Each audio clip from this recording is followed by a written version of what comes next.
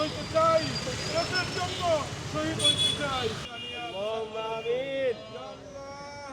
জানা খবর জানাতে আসছি আমি এতটুকুই বলবো যে হাদি ভাই যে নেক ইচ্ছাগুলো পোষণ করেছিলেন মনের মধ্যে, যে দেশকে আরও বহুদূর এগিয়ে নিয়ে যাওয়ার জন্য যে স্বপ্ন লালন করেছিলেন বুকের মধ্যে, আমরা এই বাংলাদেশের সর্বস্তরের আপামর জনতা এই হাদি ভাইয়ের নেক উদ্দেশ্যগুলোকে আমরা সবাই ঐক্যবদ্ধ হয়ে এই কাজগুলো আমরা করব।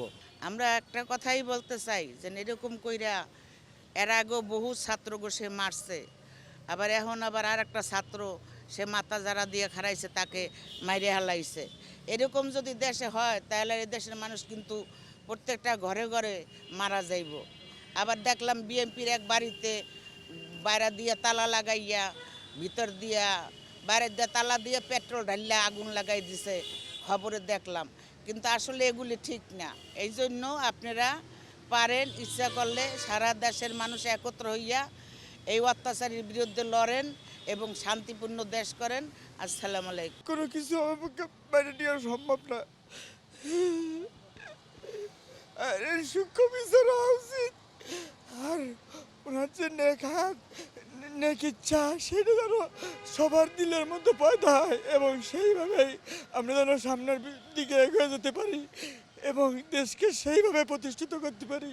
অন্যায়, অত্যাচার, ঘুষ, দুর্নীতি সব কিছু হাদি ভাই ঠিক যে ইচ্ছাগুলো ছিল সেই ইচ্ছাগুলো যেন আমরা অক্ষরে অক্ষরে পরিপূর্ণ করতে পারি, তাহলে হাদি ভাইয়ের আত্মা শান্তি পাবে।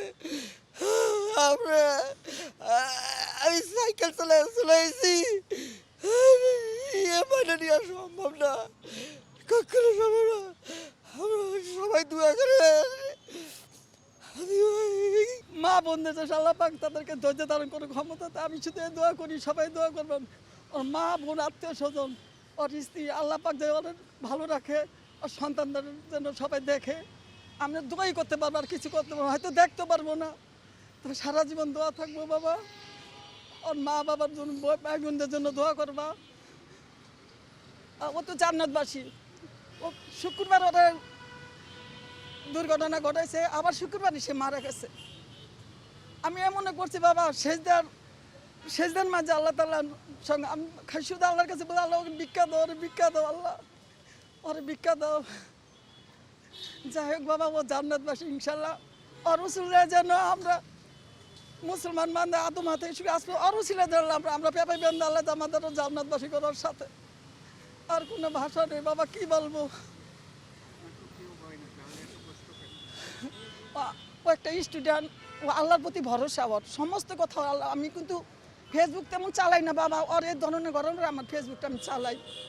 আমি নামাজ পড়ি, আমি একদিন গৃহিণী, তবে ওর যে কথাগুলো সব আল্লাহর প্রতি ভরসা। 2 দিন আগেই আমি শহীদ উসমান হাদি যখন শহীদ হয়ে গেছেন আমরা জানছি, জানার সারা রাত ঘুমাই নাই। সকালে চলে আসছি, মানে এখানে রাত্রেই আপনার এই অবস্থান নিছি ফকিরাফুলে। এরপরে আলহামদুলিল্লাহ কালকে মন ভরে ওনার জানাজা পড়ছি। জানাজার থেকে এখন আসছি, রাত্রে ঘুম হয় নাই। শহীদ উসমান হাদির স্বপ্ন এগুলো দেখার পরে ঘুম হয় নাই। ফজরের নামাজ পড়েই আমরা চলে আসছি, সিলেট থেকে আরও লোক আছে, আমরা চলে আসছি। এখানে আসার একমাত্র অনুভূতি লাওয়াদাতু আন উক্তালা ফি সাবিলিল্লাহি সুম্মা হিয়া সুম্মা উক্তাল সুম্মা হিয়া সুম্মা উক্তাল। নবীজির তামান্না ছিল যুদ্ধের ময়দানে শহীদ করা, আবার পুনর্জীবন দান করা, আবার শহীদ করা, আবার পুনর্জীবন দান করিও। এটা নবীজির তামান্না ছিল। আর আমাদের শহীদ উসমান শরীফ হাদি ভাইয়ের তামান্না ছিল নবীজির তামান্নার সাথে তামান্না। আর এই রাষ্ট্রকে ইনসাফ ভিত্তিক রাষ্ট্র করার জন্য উনি চেষ্টা করেছেন।